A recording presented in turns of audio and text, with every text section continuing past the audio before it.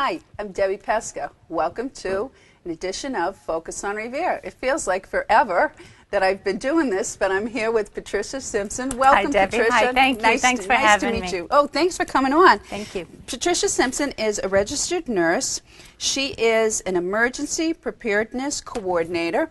Yes. And Patricia, I'm going to ask you, what is an emergency preparedness coordinator? An emergency preparedness coordinator is somebody who thinks ahead, who's looking at emergency planning for their organization. So I've been hired by MGH, and I work in Revere, Chelsea, and Charlestown healthcare centers. So I'm the coordinator that I think about what kind of emergencies might happen. So I try to mitigate and think about that and try to do education with staff and write policy. And then I like to go out into the community and talk to everyday people about how they can be prepared for emergencies. And especially I love teaching children and I love teaching seniors. Okay, so because we had obviously a tornado Yes. in Revere last week, we are really focused on emergencies, and our minds are all on that Yes. this past 2 weeks. And you came into the studio, and we really decided that we needed to talk to you. And we want to now focus on, okay, we had a tornado here. Right. And let's not wait for another emergency to happen. So one of the things, well, let's go back to, you had talked about preparing seniors and children. Yes. That seems a little odd to me. Why are we... Well, because I'd like to, well, I do, because I like to educate the staff, and so that's nurses, doctors, and clinicians, and lab people at the health centers. You also want to educate the community, because if there's an emergency like the tornado, the first responders and the people who are trained will come out, but wouldn't it be great if all the people had some plans already in progress? So I really think it's like getting ahead of the game by going out and speaking to children and seniors. But I also, because they're vulnerable. Children don't know. They need to be taught, as well as seniors have special needs in that sometimes they have mobility issues or cognitive issues, or they may be on a lot of medication. Absolutely. So there's really, like, every single group of people have their different needs, and I really like to focus on all the vulnerable population so that everybody has a chance to be prepared. So you would go out into the schools as well as maybe the senior centers? I go to the senior centers. Yes, I was just last week, I was at a senior center in Charlestown and talking to them about summer safety and emergency preparedness, talking to them about making sure they find cooling stations, and that they drink enough water, and that they wear sunscreen, and they have somebody to help them, that help each other. So yes, I love speaking to seniors. It's so much fun. I also do a lot of work with GED students, and in Charlestown I go to the housing development and do a lot of work with students who don't speak English. English isn't their first language. Okay. So I can give them information and have interpreters there to help me to interpret, so that I can give them the message too. Okay, so seniors I can understand. You want to talk to them about getting their medication ahead of time and preparing them. What about kids? What would you tell the kids how to prepare for an emergency? So, for example, I was at the Youth Zone yesterday. The Mayor Rizzo came over, and I've been doing a lot of work with the Youth Zone, which is a group. It's a summer camp for MGH Revere. Awesome. But it's also an after-school program, and they do great job. Debbie Jacobson is the administrative director, and Roger Basinski, and they do such a great job. And we have a wonderful manager now, who's Nancy, who's Nancy Guido. She's a sweetheart. Yes, yes. Isn't she great? Yes. So I've been working with them. They actually did. We had the children create an emergency preparedness rap, where it was a rap, so that and the mayor. We went to City Hall about 3 or 4 months ago, and we performed this rap with a guitar, and it was about being prepared for things like a tornado. I mean, I don't know how did that happen? Wow. So he came back yesterday to talk to the kids and to thank them, and brought them pizza to say, wow, you guys are so smart. And then we went around and had the children share with the mayor what are the things that they've learned about emergency preparedness. And what they've learned are things like you should have 1 gallon of water per day per person in the house for 3 days. If you can. If you don't have a lot of storage, have what you can. Water expires after 1 year, that cheap plastic that the water's stored in. You can use it for other things, but not for drinking after 1 year. You should have a flashlight, and I have some of the stuff here. You should have a flashlight with batteries in your toolkit, is what I call it. It could be, a toolkit could be things, but also can be what's in your mind. Your toolkit is you're trying to think of how you're prepared. What's in your toolkit? Well, let's go to that because I did see something online that says that you have an emergency preparedness toolkit.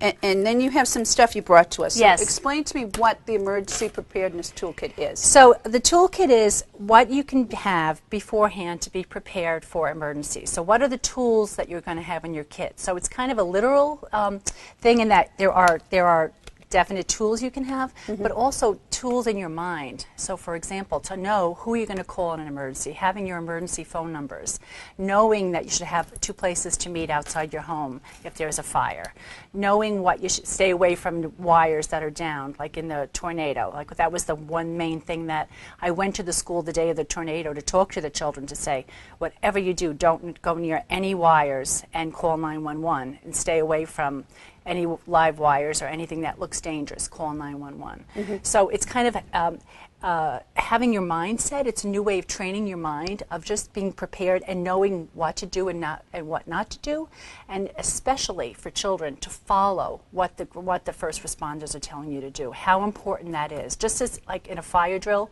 well, you don't fool around at school. That's not the time you talk to your friend, or that's not the time that you think it's funny and tell a joke. You do what you're told to keep everybody safe. So a toolkit is it's a mindset as well as it's goods and things that you can actually have that you can have ready to go. Okay. Okay. So you have some stuff over here. You have the flashlight, which is so important, and I keep my batteries out of the flashlight because you know how sometimes you put them in and then you go and the batteries are like leaking all over it. So I keep them separate, and then I would put them in when the emergency happens. Okay. So the tornado happened during the day. We wouldn't have needed that, but if the tornado happened at 11 o'clock at night, we certainly would have needed that. Well, we had 5,000 people, 3,000 people did not have electricity that evening. You're absolutely so correct. We needed it for that evening. And that's the next point. So if you lose power, that you would have needed it during the evening, or maybe candles. Exactly. Yeah. And I always talk to the children, and we talked about that yesterday. Candles are great, but candles, you have to make sure that you watch them carefully. And if you have children or small animals, do not have candles all over the house, because then you don't want to have your house burned down.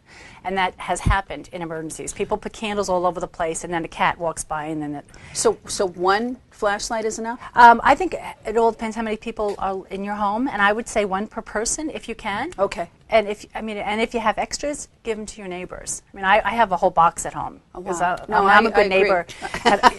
People are lucky who are my neighbors, because I'm all set. I would give them out to my neighbors. Absolutely, I want to be next to you. I want to live near you. The other thing I have is an emergency preparedness radio. Yes, and it's solar powered, so it's not even for batteries, and it's a cell phone charger also. So it's an AM/FM radio, flashlight, and cell charger. Okay. And, I haven't used it yet. I actually should try it out, but it's an American Red Cross. I think I have one like that, and you actually can crank it yes, too. Yes, exactly. Yeah. So this way, if there's no electricity. Right. I have a first aid kit, which everybody should have anyway, with just basic things in it, which are, just antiseptics, et cetera, aspirin, et cetera. Always have water. I have just as a representative. We should have, if you can have a gallon per water per day, for 3 days, it's really good to have. Okay. Water is really important. I have a lot of emergency blankets, which is if it was cold and rainy. These are what the runners use after. Not only that, if you don't have, and if it was cool, I mean, it was warm that night, but if it was cool, you would need those blankets, especially if you were out. If you were exactly. So, it's nice to have extra warm blankets, but to have these in your kit are really good. So I have 4 of these. They're waterproof and they're really lightweight, and they would be good to have. I also have some ponchos. Again, that waterproof. Which you could use to put on. You could use it for different things. You could cover things with it. You could sit on it if you and you could use it as a poncho, but it's plastic, so you can use it for different things. Extra medication, to always have extra medication, and to know where your medicine, if you have to evacuate, especially if you're diabetic or if you have a heart condition or something that you are dependent on medication. Do not forget your medication if you have to leave your home in a quick way. Keeping your copy of your passport and your credit card numbers in a plastic bag, so that if you had to evacuate or something got destroyed, that you don't lose everything. Remember in Katrina, people lost all their documents, and just getting their documents back was almost impossible. And it puts another level of stress that you don't need. Yeah, I think that everybody at this point in time should really maybe stop and give that a thought. I mean, we really didn't think we were going to have a tornado in Revere. Right. And I think that maybe it's a good time, you know, now to just stop and make a copy of your passport, make a copy of your credit cards, just make a copy of everything, throw it in a plastic bag and put it aside. You know, maybe it's just a good time now to just stop. We just really never think it's going to happen to us. And it really hasn't happened to us since 1978. We had the blizzard, and you know, it just may be a good time. We're not, we're in a, you know, we still have a little bit of summer left. You know, and just, I'm as guilty as the next person that I haven't done this, and I think it's a good time to stop. And all of us just do it. It's just and it's really, and it's not like rocket science. It's all really it does not. is take you a little extra time to do. It's the time, and we just keep thinking it's not going to happen to us. Yeah. I know. So when I go to the schools, oftentimes I give out plastic bags with this stuff in it, so they bring them home, so it reminds people to do that. Exactly. And it's just, and you get the plastic bag, so if there is water.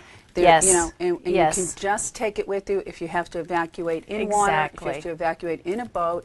You know, you take it, and as harsh as this sounds, it's something you really need to do. Exactly. And you know, you don't have to assemble this kit in one day. I'm not saying to go out and spend all this time and money. As you go along and you're out and about, you see something on sale, pick it up. The dollar store is great. Gonna say. I know. I tell the kids all the time. Every time you're in the dollar store, get a manual can opener and give it to your aunt or uncle, because if there's no electricity, if you can't open the cans, get a flashlight. It's a dollar.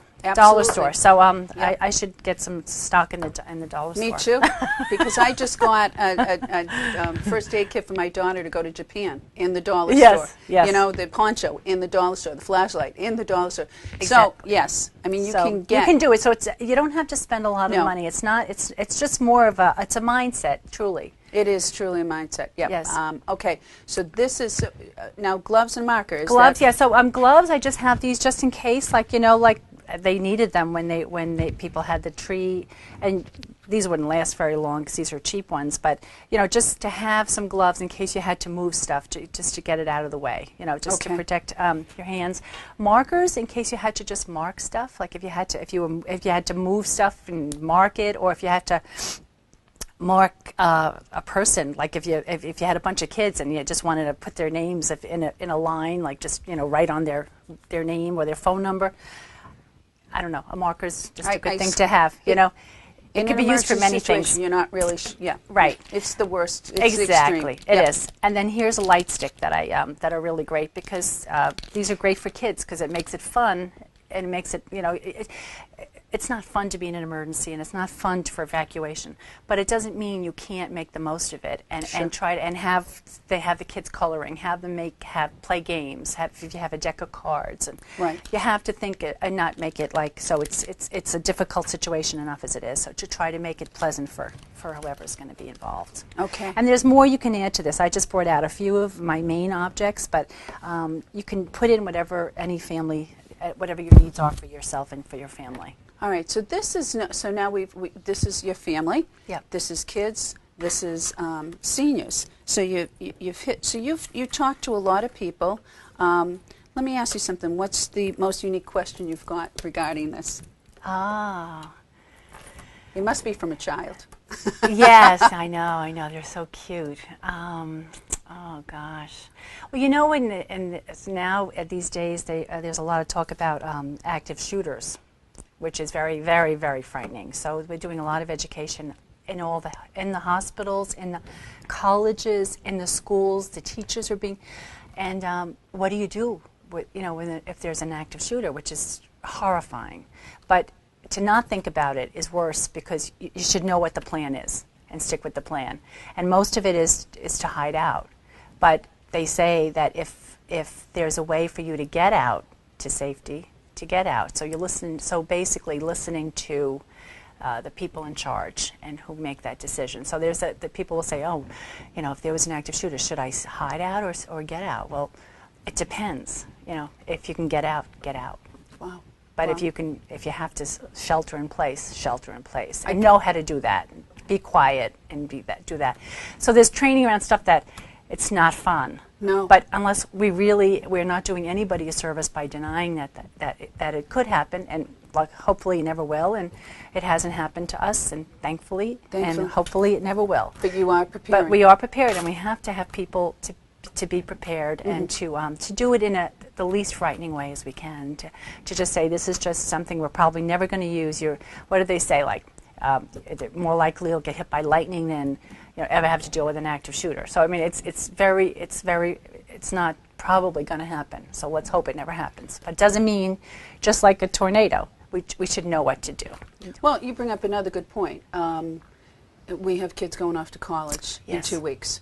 So not only are we talking about little kids at camp, but Right. we should also be thinking about those kids going off to college. They need this. Absolutely. They absolutely need their kits. Absolutely. And you know about the out-of-state contact phone number? Do you know about that? No. So during the during the marathon bombing, people were all they were downtown and they were trying to call each other, call their family and loved ones. Okay. And they couldn't get through because the cell towers were overburdened. Okay. So if you are trying to call a local number and it's overburdened, you could probably sometimes can call an out-of-state number because it's a different exchange that you might be able to get through.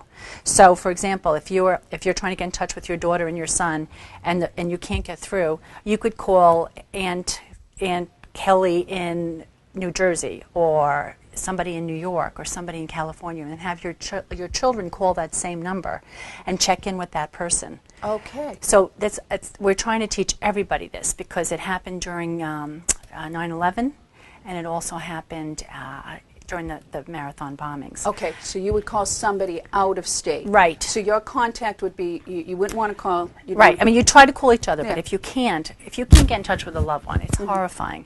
My mother lives in Lower Manhattan, and I was on the phone with her when the second plane hit, and I lost contact with her, and I was up here. So I traveled down there the next day. It took me all day to get there.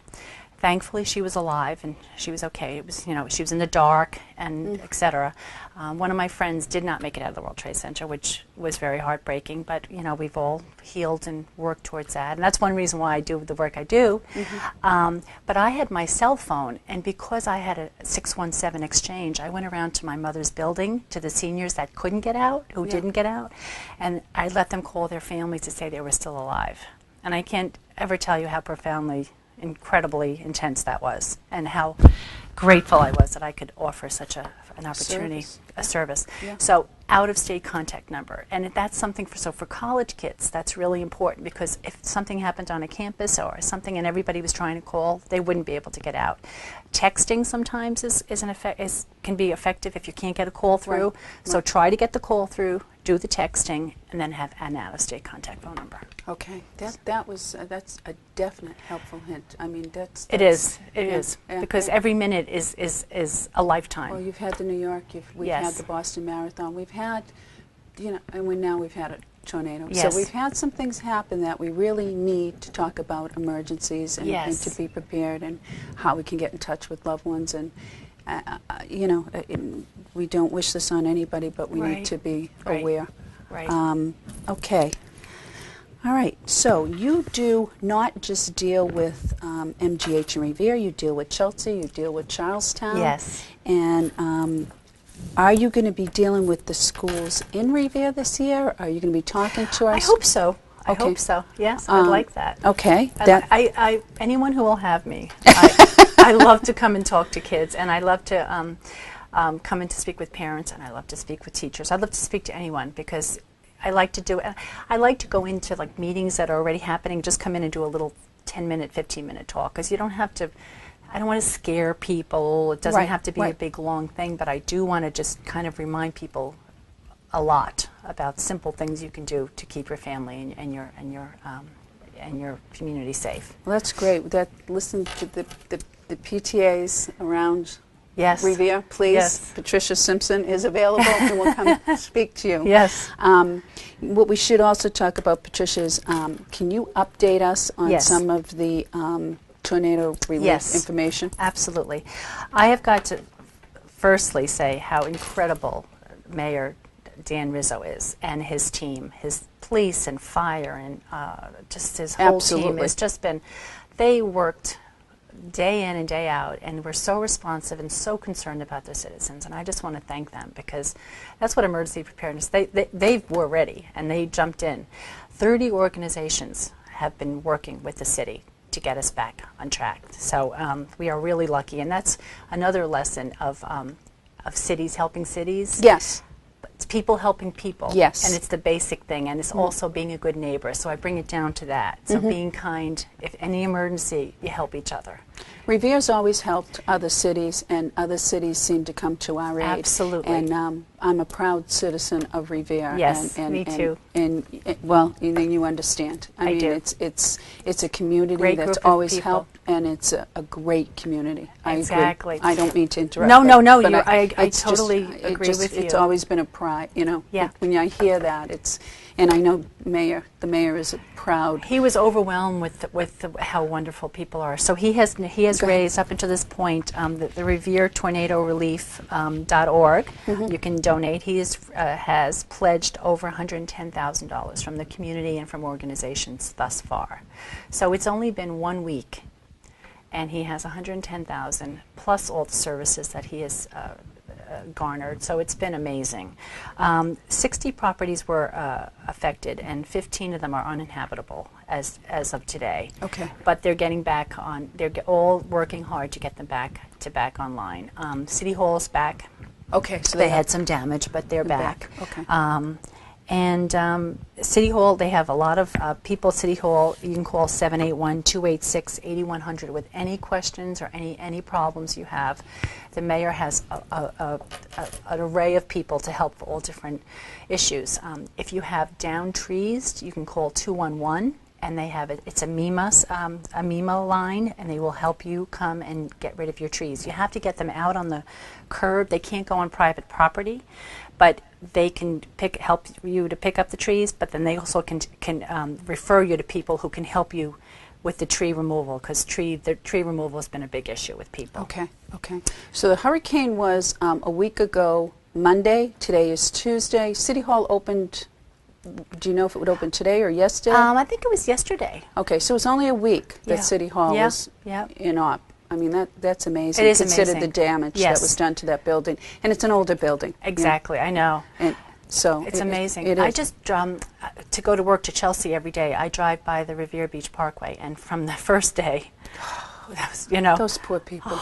And then now, it's amazing. Every day, it's just amazing, all the work they've done. And I just bless everybody as I drive by and think, thank goodness we have such capable people who are helping our citizens. I feel the same way. And I think, and I've said it several times, I feel it's an absolute miracle that no one was hurt. Absolutely. And it's a miracle. I don't know any other word to say that no one was hurt. Absolutely. We can fix everything that's destroyed, but you can't give back a life. And, That's right. And it's a miracle. Yeah.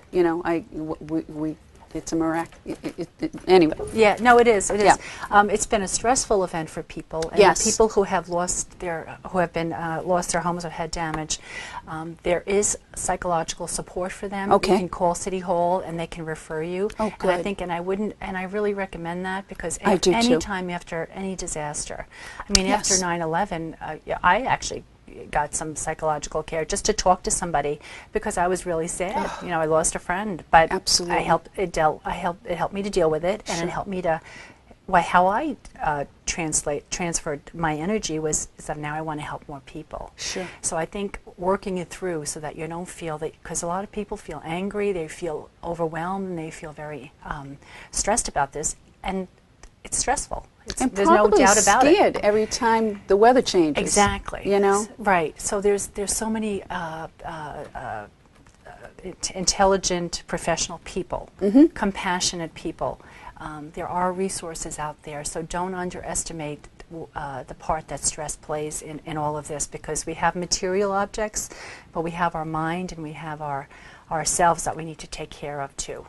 Absolutely, and they can call City Hall for that. City Hall, and they will refer. Yeah, I know MGH We have a lot of behavioral health services, so there's lots of roads you can go down, but don't ignore it. If there and you might not need a lot. It might just be a few somebody to talk to, just to listen to you and understand how sad or how angry you are, because it's a hard time. Okay. For people. It is. It is a hard time, but the city has done a great job dealing with this, setting up the tornado relief fund. Yep. Great job. And you're around, Patricia, to help. And I thank you am. so much for coming on and Thank talking to us about you. this. It's an absolute pleasure. It's A pleasure meeting Thank you. you. Thank you so much. Thank you. Thank you. And this will do it for Focus on Revere. It was a pleasure coming back and doing another show. And thanks for joining us. This is Debbie Pesca. Have a great day.